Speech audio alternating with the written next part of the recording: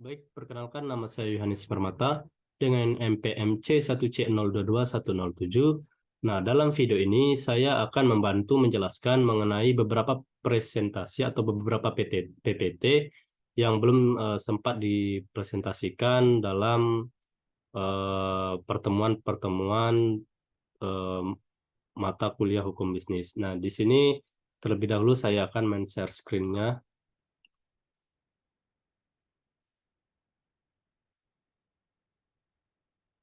Nah, untuk beberapa kelompok yang belum dipresentasikan di kelas, nah materi yang pertama yaitu merger, konsolidasi, akuisisi, dan kepailitan. Nah, dalam materi ini atau dalam PPT ini, dia dibagi menjadi dua kelompok. Yang pertama, kelompok pertama ini akan membahas mengenai tujuan merger, konsolidasian, akuisisi, dan pemisahan. Kemudian yang B, pengertian merger, konsolidasian, akuisisi, dan pemisahan. Yang C, kelebihan dan kekurangan merger, konsolidasian, akuisisi, dan pemisahan. Kemudian kelompok yang kedua itu akan membahas mengenai yang A, sejarah kepailitan, dan yang B, beberapa pengertian, yang C, akibat dijatuhkannya pailit, yang D, golongan orang berpiutang, yang E, pengurusan harta pailit, yang F, keadaan hukum debitur setelah berakhirnya pemberesan, yang G, penundaan kewajiban pembayaran utang, dan yang H, pengadilan niaga. Nah, untuk materi yang pertama atau yang kelompok pertama tadi, yang A, tujuan merger, konsolidasian, akuisisi, dan pemisahan. Nah, tujuan-tujuannya tersebut dibagi menjadi 8 bagian. Yang pertama adalah membeli produk lain atau lines untuk melengkapi produk lain dari perusahaan yang akan mengambil alih atau menghilangkan ketergantungan perusahaan tersebut pada produk lain atau servis lain yang ada saat ini. Dan yang kedua, memperoleh akses teknologi baru atau yang lebih canggih. Dan yang ketiga, memperoleh pasar atau pelanggan baru dari perusahaan yang jadi objek MKA. Yang keempat, memperoleh hak-hak pemasaran atas produksi dari perusahaan objek MKA. Dan yang kelima, memperoleh kepastian atas pasokan bahan baku dengan kualitas baik selama dipasok perusahaan MKA. Yang keenam, melakukan investasi atas keuangan perusahaan yang berlebihan dan tidak terpakai. Yang ketujuh, mengurangi dan menghambat persaingan. Dan yang terakhir, mempertahankan kontinuitas bisnis. Selanjutnya, yang B yaitu pengertian merger, konsolidasian, akuisisi, dan pemisahan. Nah, eh,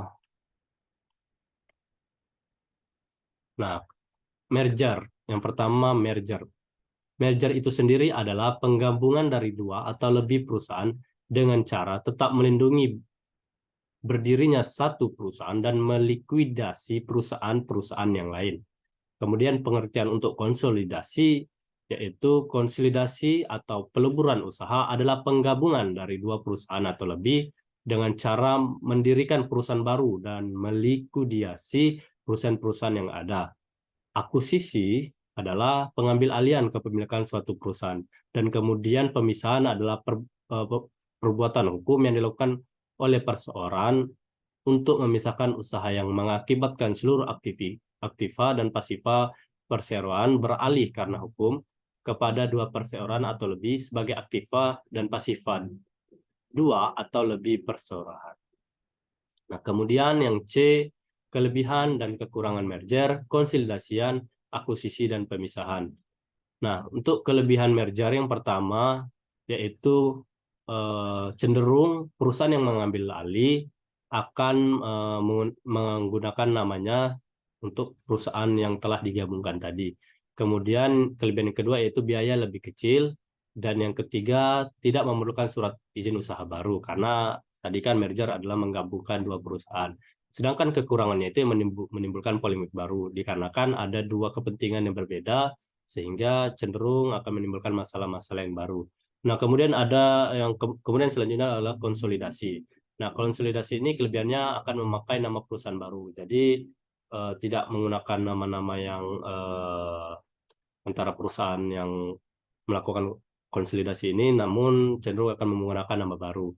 Kemudian yang kedua akan menghilangkan polemik dari masing-masing perusahaan ya karena dilakukannya konsolidasi tersebut. Namun kekurangannya adalah biaya lebih mahal ya karena adanya konsolidasi tersebut maka biaya yang dikeluarkan pun akan lebih mahal dan juga akan diperlukan surat izin usaha baru. Dan yang kemudian adalah ada akuisisi, yang kelebihan pertama masih memakai nama lama, dan yang kedua tidak memerlukan surat izin usaha baru sama seperti merger tadi. Namun kekurangannya adalah kurang efisien. Kemudian yang kedua, mudah terjadinya duplikasi atau pemborosan. Dan yang ketiga, kepemilikan perusahaan berubah. Karena terjadinya akuisisi, maka kepemilikan pun berubah. Nah, selanjutnya yaitu pemisahan. Kelebihannya yang pertama adalah masih memakai nama lama dan baru. Nah, bisa terjadi antara siapa yang menang lah, antara jika perusahaan lama yang menang maka akan memakai perusahaan lama dan sebaliknya. Kemudian tidak perlu surat izin usaha baru. Kemudian yang ketiga, tidak perlu program rasionalisasi. Namun ada kekurangannya. Yang pertama, tidak memakai nama lama. Kemudian kekurangan yang kedua yaitu perlu surat izin usaha baru. Kemudian yang ketiga, perlu program rasionalisasi. Jadi pemisahan ini cenderung apa yang terjadi lah. Apakah yang terjadi adalah pola kedua atau yang terjadi adalah pola ke satu. Nah, kemudian yang selanjutnya yaitu sejarah kepailitan. Ini adalah pemateri untuk kelompok yang kedua tadi, yang dikelompokkan di kedua tadi yaitu sejarah kepailitan. Nah, mungkin kurang. Nah, baik, lanjut. Pailit pada masa Hindia Belanda tidak dimasukkan ke dalam KUH dagang dan diatur dalam peraturan tersendiri ke dalam Faillissement-Verordening sejak 1906 yang dahulu diperuntukkan bagi pedagang saja, tetapi kemudian dapat digunakan untuk golongan mana saja. Tahun 1997, ketika krisis ekonomi melanda Indonesia, di mana hampir seluruh sendi kehidupan perekonomian nasional rusak, termasuk dunia bisnis dan masalah keamanan investasi di Indonesia, krisis tersebut membawa makna perubahan yang sangat penting bagi perkembangan peraturan kepailitan di Indonesia selanjutnya. Pada 1998, pemerintah mengeluarkan Undang-Undang Nomor 4 Tahun 1998 tentang kepailitan yang merupakan yang pertama, perbaikan terhadap Faillissement-Verordening 1996.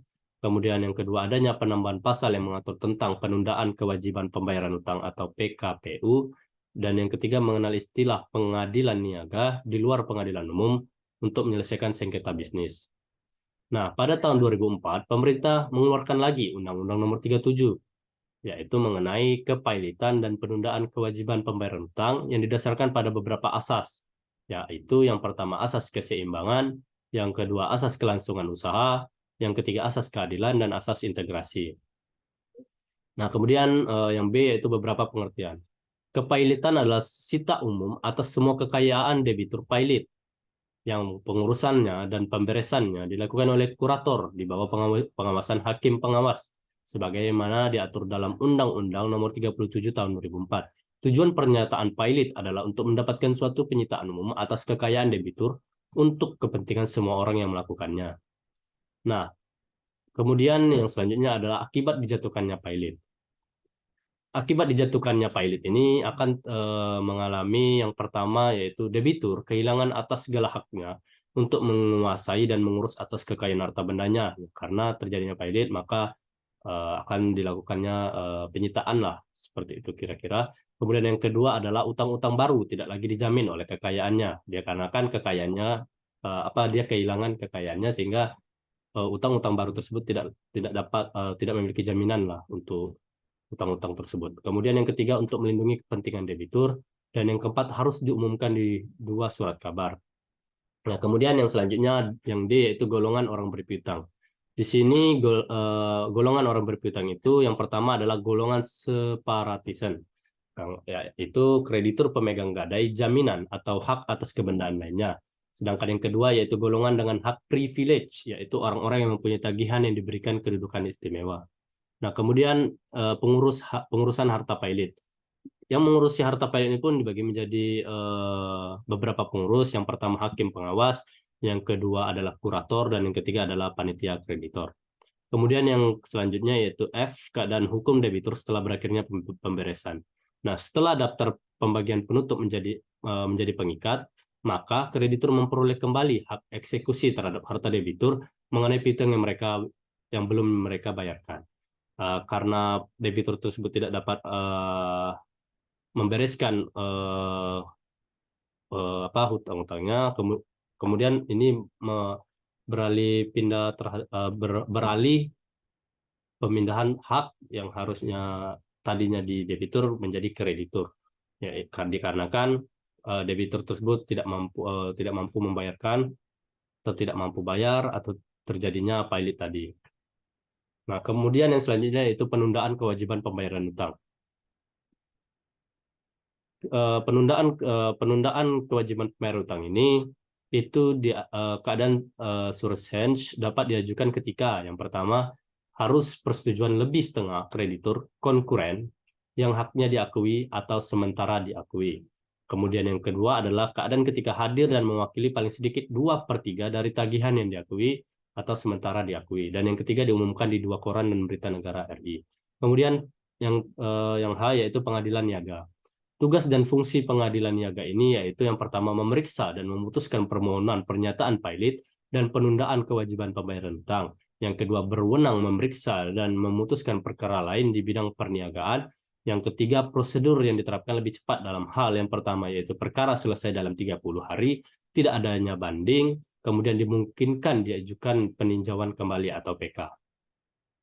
Nah, selanjutnya yaitu materi dari kelompok 3 yang belum sempat juga presentasikan di kelas.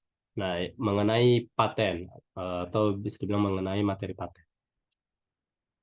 Nah, pokok pembahasan dalam materi paten ini yang pertama akan berbicara mengenai ruang lingkup paten, kemudian yang kedua atau yang B permohonan paten, yang ketiga atau yang C pengalihan lisensi paten, yang D pembatalan paten, yang E paten sederhana, dan yang F PCT atau TRIPS dan TRIPS bukan atau.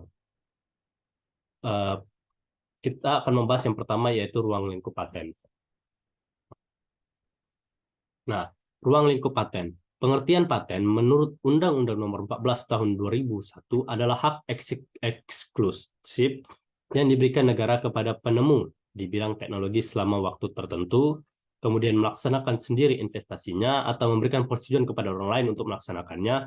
Dalam hal ini pemegang paten adalah penemu sebagai pemilik paten. Jadi misalnya ada seorang profesor membuat sebuah penemuan untuk teknologi, contohnya misalnya teknologi misalnya mesin atau teknologi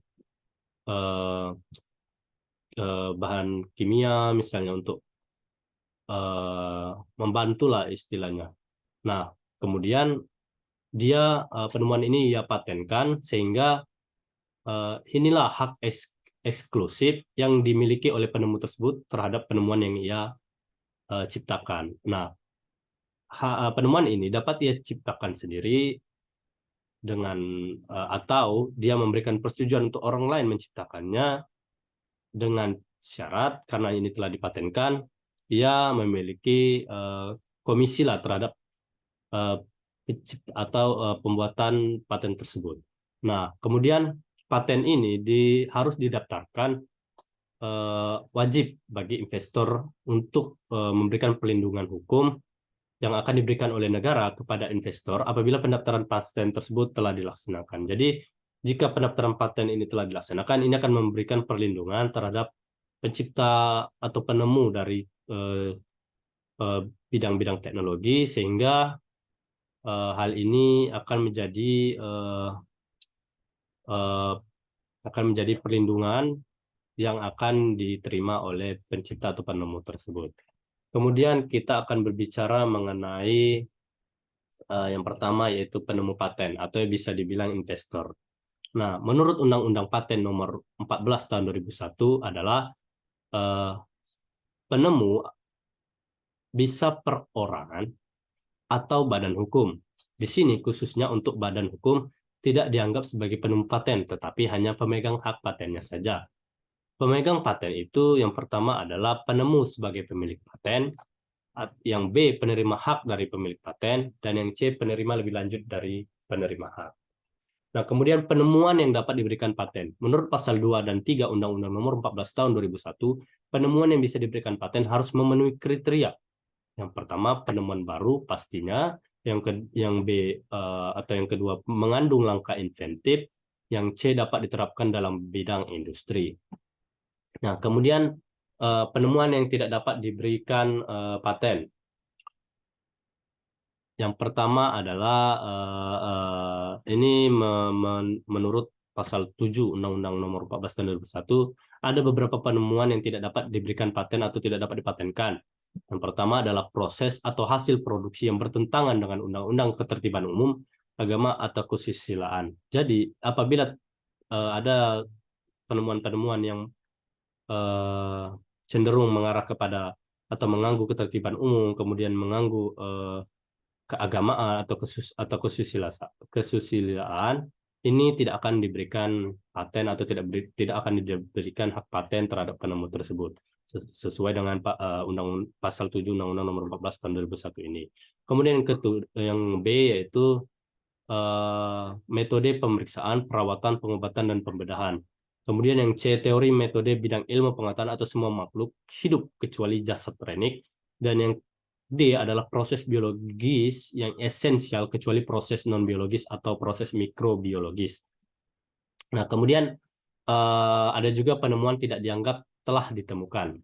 Nah, menurut pasal 4 Undang-Undang Nomor 14 Tahun 2001, penemuan yang tidak dianggap telah diumumkan jika 6 bulan sebelum permintaan paten diajukan. Yaitu yang pertama adalah penemuan tersebut dipertunjukkan dalam satu pameran internasional di Indonesia atau di luar negeri yang resmi, kemudian diakui secara resmi, dan selanjutnya di dalam suatu pameran nasional di Indonesia yang resmi atau diakui sebagai resmi, dan yang terakhir itu adalah penemuan dalam rangka percobaan dengan tujuan penelitian dan pengembangan. Kemudian jangka waktu paten. Nah, dalam paten itu sendiri memiliki jangka waktunya, sehingga tidak seumur hidup lah istilahnya, atau tidak selamanya. Nah, menurut ketentuan Undang-Undang Nomor 14 Tahun 2001, jangka waktu dari paten itu berlaku. Yang pertama, paten diberikan untuk jangka waktu 20 tahun sejak tanggal penerimaan dan tidak dapat diperpanjang lagi. Jadi, ketika kita mempatenkan penemuan yang kita miliki itu, misalnya tahun 2000. Nah, kita memiliki jangka waktu dalam hak paten itu yaitu 20 tahun sejak tanggal 2000 tadi. Artinya 2020 lah. Nah, kemudian jika kita ingin memperpanjang jangka waktunya, kita atau kita mau memperlama hak paten tersebut atau memperpanjang hak paten tersebut, ya kita perlu memperpanjangnya di kantor paten itu sendiri. Kemudian yang B yaitu untuk paten sederhana. Nah, jangka waktunya adalah 10 tahun sejak tanggal penerimaan dan tidak dapat diperpanjang lagi. Jadi ada beberapa paten, yaitu yang pertama itu paten jangka waktu panjang lah, bisa dibilang karena 20 tahun. Kemudian ada juga paten sederhana yang dimana jangka waktunya itu hanya 10 tahun. Nah, kemudian permohonan paten. Permohonan paten ini diatur dalam pasal 20 sampai dengan 41 Undang-Undang Nomor 14 Tahun 2001. Kemudian yang C yaitu pengalian dan lisensi paten. Di Indonesia sendiri, pemegang paten wajib melaksanakan namun tetap diberikan pengecualian jika pelaksanaan paten tersebut secara ekonomi hanya layak bila dibuat dengan skala regional yang disetujui Direktorat Jenderal Paten, Departemen Hukum dan HAM, pasal 66 sampai dengan pasal 87 Undang-Undang Nomor 14 Tahun 2001 yang mengatur tentang pengalian dan lisensi paten.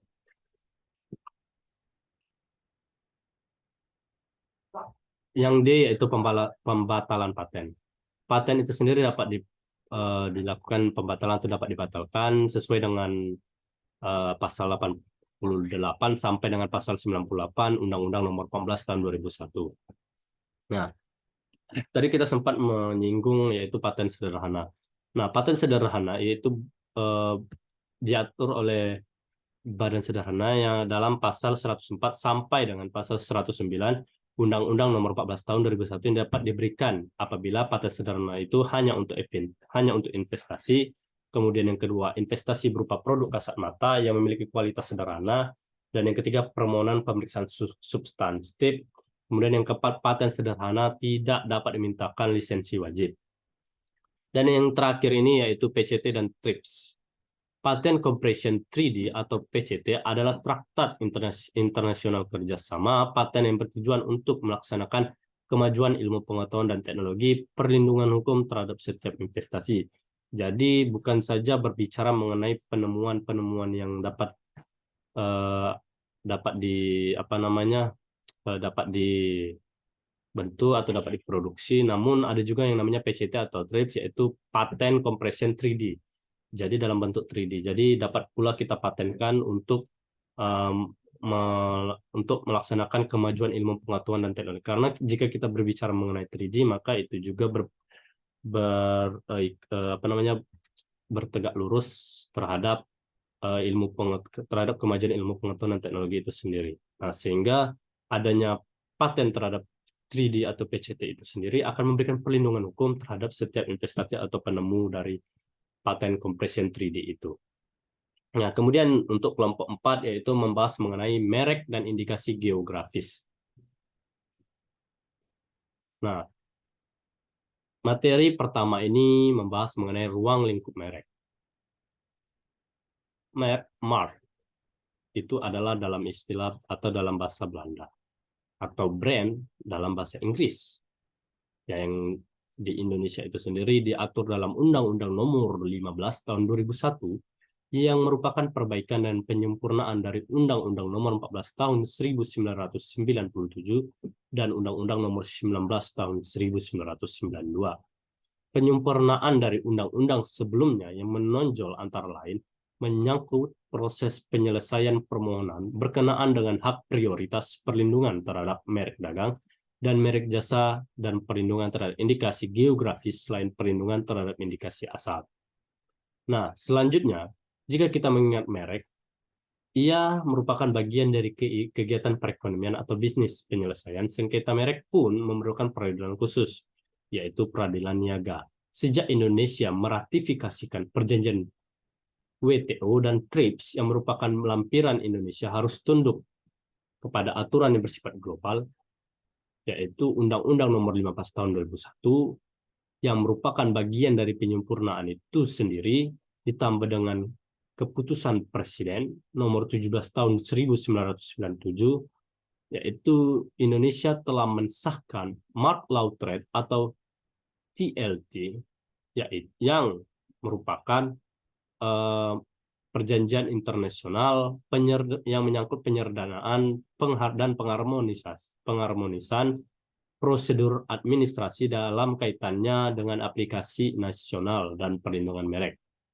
Nah, merek itu sendiri memiliki beberapa pengertian, yaitu menurut pasal 1 Undang-Undang Nomor 15 Tahun 2001. Yang pertama itu adalah merek itu sendiri, kemudian ada merek dagang, dan merek jasa, dan merek kolektif. Kemudian jika kita berbicara paten tadi, yaitu hak paten. Nah, merek itu sendiri juga memiliki haknya, yaitu hak merek, yang dimana hak eksklusif ini diberikan negara kepada pemilik merek yang terdaftar dalam daftar umum merek untuk jangka waktu tertentu, memakai sendiri merek tersebut, atau memberi izin kepada seseorang untuk menggunakan atau secara bersama-sama menggunakan merek tersebut. Kemudian permohonan pendaftaran merek. Penolakan permohonan pendaftaran merek menurut pasal 5 Undang-Undang Nomor 15 Tahun 2001, merek tidak dapat didaftar apabila merek-merek tersebut mengandung salah satu unsur berikut. Yang pertama adalah bertentangan dengan peraturan dan perundang-undangan yang berlaku, moralitas agama, kesusilaan, dan atau ketertiban umum. Sama seperti paten tadi, jika ini bertentangan terhadap nilai-nilai agama, kemudian kesusilaan atau mengganggu ketertiban umum, maka merek ini tidak dapat didaftarkan. Kemudian tidak memiliki daya pembeda. Jadi jika merek yang ada ini tidak memiliki unsur-unsur pembeda terhadap merek-merek lain, ini tidak dapat didaftarkan. Misalnya jika kita memahami atau mencontohkan seperti merek Adidas misalnya untuk sebuah sepatu. Nah, kemudian ada merek yang mirip-mirip dengan Adidas ini, maka itu tidak dapat didaftarkan jika itu memiliki kemiripan dan tidak ada pembeda sama sekali. Kemudian telah memiliki atau telah menjadi milik umum. Ya, sama seperti yang saya sampaikan tadi, yaitu jika telah dimiliki maka tidak dapat didaftarkan. Kemudian yang D yaitu merupakan keterangan atau berkaitan dengan barang atau jasa yang dimohonkan pendaftarannya, maka ini juga tidak bisa menjadi permohonan untuk pendaftaran merek itu sendiri. yaitu sesuai dengan pasal 5 Undang-Undang Nomor 15 tahun 2001. Nah, penolakan permohonan pendaftaran merek menurut pasal 5 Undang-Undang Nomor 15 tahun 2001, ini sama saja. Nah, kemudian kita akan berbicara mengenai syarat dan tata cara permohonan merek. Syarat dan tata cara permohonan menurut pasal 7 Undang-Undang Nomor 15 tahun 2001. Yang pertama yaitu permohonannya diajukan dalam bahasa Indonesia. Jadi ketika kita mengajukan permohonan merek, yaitu kita harus membuat permohonan tersebut dalam bahasa Indonesia. Untuk merek bahasa asing atau di dalamnya terhadap huruf selain huruf Latin wajib disertai dengan terjemahannya dalam bahasa Indonesia. Jadi wajib menggunakan bahasa Indonesia. Kemudian yang kedua yaitu permohonan tersebut ditandatangani oleh pemohon atau kuasanya dengan dilampiri bukti pembayaran biaya. Jadi terdapat biaya itu sendiri terhadap permohonan merek tersebut. Kemudian yang ketiga yaitu permohonan untuk dua kelas barang atau lebih dan atau jasa dapat diajukan dalam satu permohonan diatur dengan peraturan pemerintah. Dan yang selanjutnya yaitu permohonan pendaftaran merek dengan hak prioritas permohonan harus diajukan dalam waktu 6 bulan terhitung sejak tanggal penerimaan pendaftaran penerimaan permohonan pendaftaran merek yang pertama kali diterima di negara lain yang merupakan anggota WTO.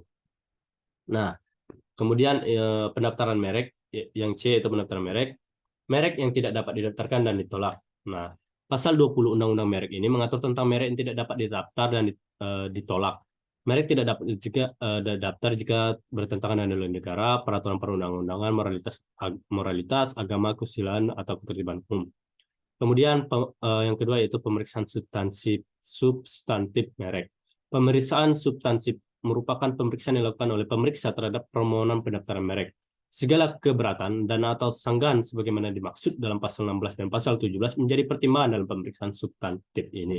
Nah, jadi dalam pendaftaran merek tersebut, jika ada beberapa keberatan, kemudian ada beberapa sanggahan yang sesuai dengan pasal 16 dan pasal 17 ini akan menjadi pertimbangan dalam pemeriksaan substantif merek itu sendiri. Kemudian yaitu perbaikan sertifikat. Pasal 27 Undang-Undang Merek ini mengatur mengenai perbaikan sertifikat.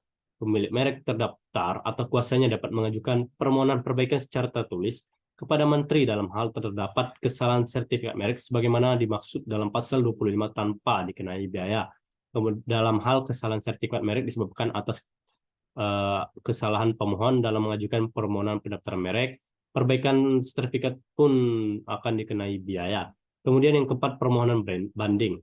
Permohonan banding dapat diajukan secara tertulis oleh pemohon atau kuasanya kepada Komisi Banding Merek dengan tembusan yang disampaikan kepada Menteri dengan dapat dikenai biaya. Permohonan banding ini diajukan dengan menguraikan secara lengkap keberatan serta alasan terhadap penolakan permohonan. Yang kelima yaitu Komisi Banding Merek. Pasal 33 Undang-Undang Merek ini mengatur tentang Komisi Banding Merek. Komisi Banding Merek terdiri atas seorang ketua yang merangkap anggota, seorang wakil ketua merangkap anggota, ahli di bidang merek sebagai anggota, dan pemeriksa senior sebagai anggota. Nah, anggota Komisi Banding Merek berjumlah paling banyak 30 orang. Pasal 34 Undang-Undang Merek ini menyatakan ketentuan lebih lanjut mengenal syarat dan tata cara pengangkatan anggota, susunan organisasi, tugas dan fungsi Komisi Banding Merek diatur dengan peraturan pemerintah. Yang keenam yaitu jangka waktu perlindungan dan perpanjangan. Pasal 35 Undang-Undang Merek juga mengatur tentang jangka waktu perlindungan dan perpanjangan merek. Merek terdaftar mendapat perlindungan hukum untuk jangka waktu 10 tahun. Nah, sejak tanggal penerimaannya. Jangka waktu perlindungan dapat diperpanjang untuk jangka waktu yang sama. Jadi, untuk perlindungan dari merek itu sendiri dapat diperpanjang. Kemudian berbicara mengenai pengalihan hak dan lisensi. Pengalihan hak itu sendiri diatur dalam pasal 41 Undang-Undang Merek yang mengatur tentang pengalihan hak merek. Hak atas merek terdaftar dapat beralih atau dialihkan karena pewarisan, wasiat, wakaf, hibah, perjanjian, atau sebab-sebab lainnya yang dibenarkan oleh peraturan perundang-undangan. Nah, untuk mengetahui lebih lanjut, kita dapat melihatnya di pasal 43 Undang-Undang Merek dan pasal 45 Undang-Undang Merek. Nah, kemudian berbicara mengenai lisensi. Nah, lisensi itu sendiri diatur di pasal 42 Undang-Undang Merek yang mengatur mengenai lisensi. Nah, pemilik merek yang terdaftar dapat memberikan lisensi kepada pihak lain untuk menggunakan mereknya, baik sebagian maupun seluruh jenis barang dan atau jasa.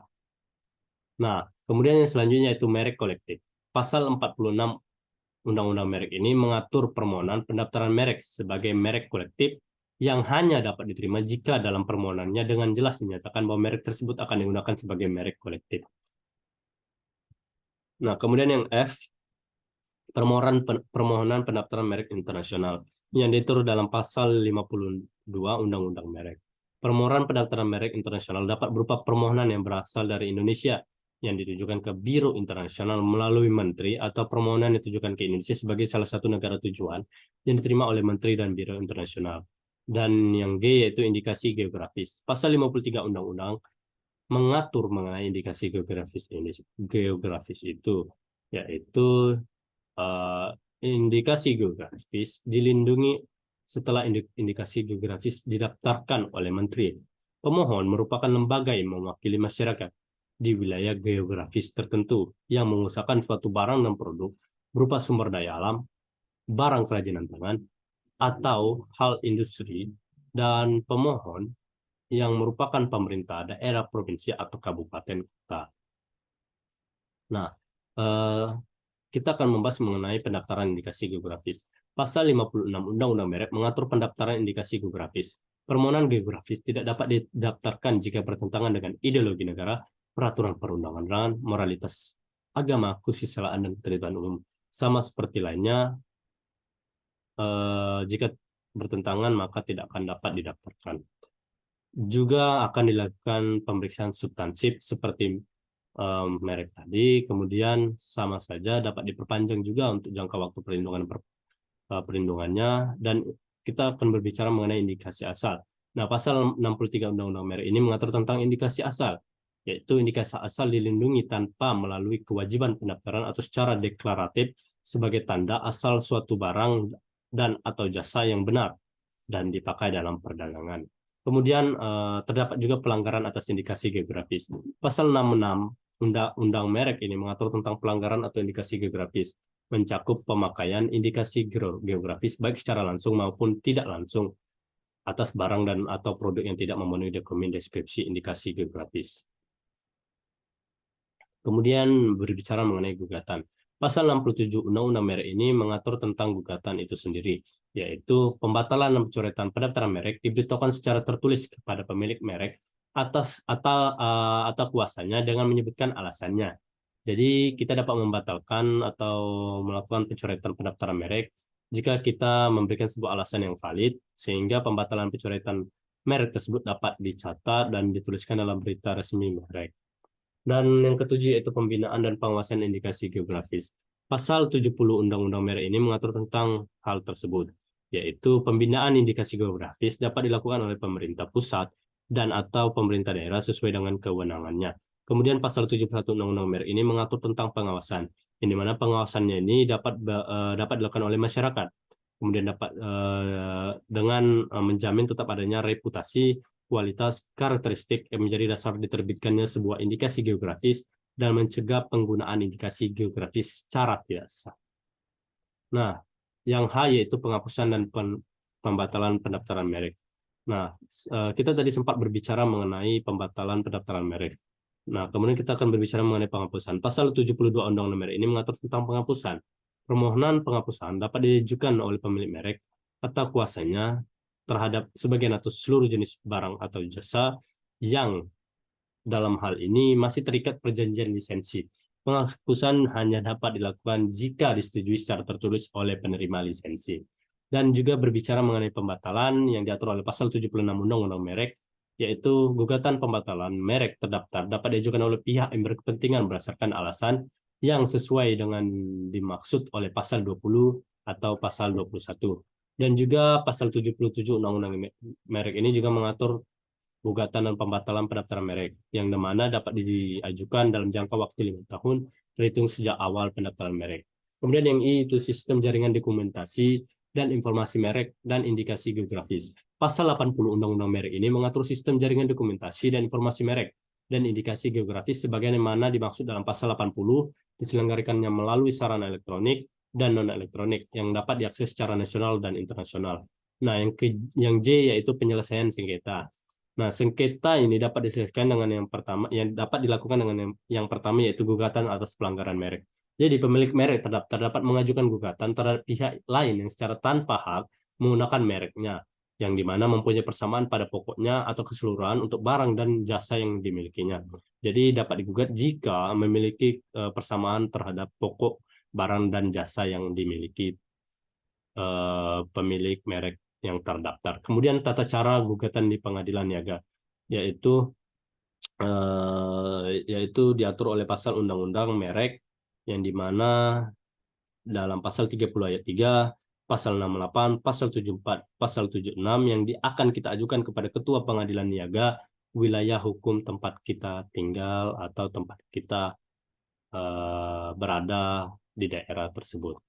Nah, kemudian bisa dilakukan kasasi yang mana diatur oleh pasal 88 Undang-Undang Merek, yang dimana dapat diajukan paling lama 14 hari setelah putusan yang dimohonkan. Kasasi dapat diucapkan atau diberitahukan kepada para pihak dengan mendaftarkan kepada panitera pada pengadilan niaga yang telah memutuskan gugatan. Nah, tata cara pelaksanaan putusan. Ketentuan lebih lanjut mengenai pelaksanaan pembatasan dan penghapusan oleh Menteri sebagaimana dimaksud dalam pasal 72 sampai dengan pasal 75 diatur dengan peraturan pemerintah. Dan kemudian alternatif penyelesaian sengketa yang diatur oleh pasal 93 Undang-Undang Merek, ya di mana dan kemudian pasal 83 Undang-Undang Merek ini para pihak dapat menyelesaikan sengketa melalui arbitrase atau alternatif penyelesaian sengketa. Yang keenam yaitu penetapan sementara pengadilan. Berdasarkan bukti permulaan yang cukup, pemilik merek terdaftar yang haknya dirugikan dapat meminta hakim pengadilan niaga untuk menerbitkan surat penetapan sementara tentang pencegahan masuknya barang yang diduga hasil pelanggaran hak atas merek ke jalur perdagangan, penyimpanan alat bukti yang berkaitan dengan pelanggaran hak atas merek tersebut, pengamanan dan pencegahan hilangnya barang bukti oleh pelanggar, dan pengertian pelanggaran guna mencegah kerugian yang lebih besar. Kemudian penyelesaian sengketa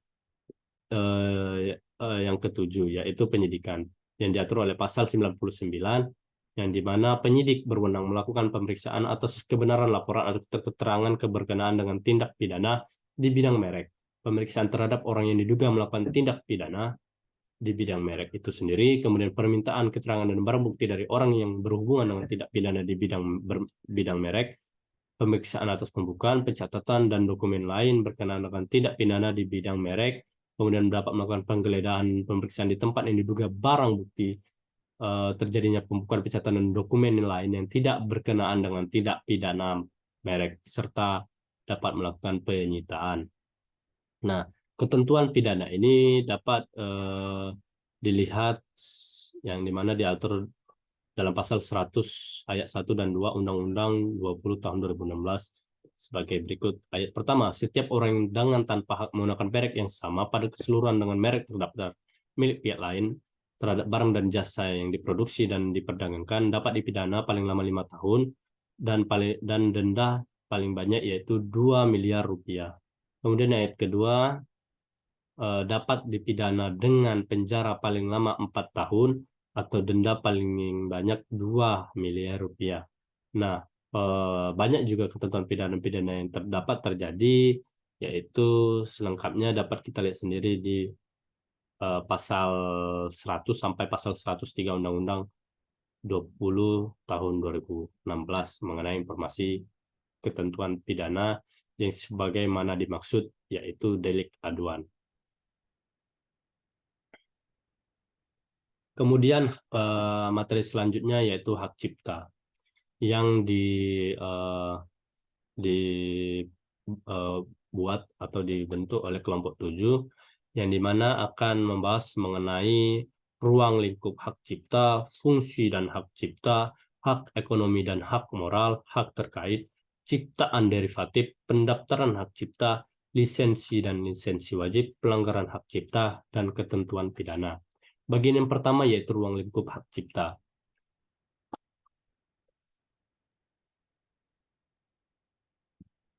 Nah, pengertian hak cipta itu adalah hak eksklusif yang dimiliki oleh penciptanya atau pemegang hak cipta untuk mengatur hasil kerja atau hasil olah gagasan atau informasi tertentu. Kemudian pemegang hak cipta adalah pihak yang menerima hak secara sah dari pencipta atau pihak lain yang menerima lebih lanjut dari pihak yang menerima hak tersebut secara sah. Dan yang ketiga, karya kolektif. Karya kolektif didefinisikan sebagai sebuah karya seperti terbitan majalah, antologi, atau ensiklopedia yang di dalamnya terdapat sejumlah kontribusi dan merupakan karya tersendiri dan independen. Yang kelima yaitu penggandaan. Penggandaan adalah proses perbuatan atau cara menggandakannya satu salinan dan atau fonogram atau lebih dengan cara dan dalam bentuk apapun secara permanen atau sementara. Nah, kemudian fiksasi. Fiksasi memiliki pengertian seperti perekaman suara yang dapat didengar, perekaman gambar atau keduanya yang dapat dilihat, didengar, digandakan, atau dikomunikasikan melalui perangkat apapun. Yang ketujuh yaitu fonogram. Fonogram adalah fiksasi suara, pertunjukan, atau suara lainnya yang tidak termasuk bentuk fiksasi yang tergabung dalam sinematografi atau ciptaan audio visual lainnya. Nah, kemudian berbicara mengenai royalti. Royalti adalah imbalan atas pemanfaatan hak ekonomi suatu ciptaan atau produk hak terkait yang diterima oleh pencipta atau pemilik hak terkait. Kemudian yaitu lembaga manajemen kolektif, yaitu institusi yang berbentuk badan hukum nirlaba yang diberi kuasa oleh pencipta, pemegang hak cipta, dan atau pemilik hak terkait. Kemudian yang ke-10 yaitu pembajakan adalah penggandaan ciptaan atau produk hak terkait secara tidak sah dan pendistribusiannya barang hasil penggandaan dimaksud secara luas untuk memperoleh keuntungan ekonomi. Kemudian yang ke-11 penggunaan secara komersial. Penggunaan secara komersial adalah pemanfaatan ciptaan dan atau produk hak terkait dengan tujuan untuk memperoleh keuntungan ekonomi dari berbagai sumber atau berbayar. Kemudian yang bagian kedua yaitu fungsi dan sifat hak cipta. Nah, yang pertama yaitu ciptaan dalam hubungan dinas, yang dimana hasil ciptaan dalam hubungan dinas ini dengan pihak lain dapat terjadi di tempat kerja yang dimiliki oleh penciptanya kecuali ada perjanjian lain. Kemudian tetap berlaku jika penggunaan ciptaan melebihi hubungan dinas. Kemudian yang kedua yaitu badan hukum sebagai pemilik hak cipta. Badan hukum dapat dianggap sebagai pemilik hak cipta jika mereka menggunakan ciptaannya tanpa menyebut penciptanya. Kemudian hak ini berlaku selama 50 tahun sejak pertama kali diumumkan. Kemudian hak cipta atas potret. Potret tanpa izin tidak boleh diumumkan jika bertentangan dengan kepentingan yang wajar dari orang yang dipotret. Kemudian potret yang memuat 2 orang atau lebih memerlukan izin dari semua yang terlibat. Kemudian perlindungan hak cipta untuk potret berlaku selama 50 tahun sejak pertama kali diumumkan. Kemudian bagian ketiga yaitu hak ekonomi dan hak moral. Hak moral adalah hak yang melindungi pribadi atau reputasi pencipta dan melekat dalam diri seorang pencipta. Hak moral tidak dapat dipisahkan dari penciptanya karena bersifat pribadi dan kekal. Hak moral ini dapat kita ketahui lebih lanjut di Undang-Undang Nomor 28 Tahun 2014 Pasal 5 hingga Pasal 7. Kemudian hak ekonomi adalah hak untuk mendapatkan manfaat ekonomi atas ciptaan serta produk hak terkait. Kemudian bagian yang keempat itu hak terkait. Hak terkait adalah hak yang berkaitan dengan hak cipta itu sendiri yang merupakan hak eksklusif yang bagi pelaku pertunjukan, produser, fonogram, atau lembaga penyiaran. Kemudian bagian kelima yaitu ciptaan derivatif. Derivatif adalah suatu kontrak keuangan yang terjadi antara dua pihak atau lebih dari dua untuk memenuhi suatu perjanjian atas penjualan atau pembelian aset maupun komoditas tertentu. Kemudian bagian yang keenam yaitu pendaftaran hak cipta. Tata cara pendaftaran hak cipta yaitu pencatatan ciptaan dapat diajukan secara elektronik maupun non-elektronik dengan permohonan secara tertulis kepada menteri dengan cara menyertakan contoh ciptaan, melampirkan surat pernyataan kepemilikan ciptaan, lalu membayar biaya pendaftaran atas pencatatan.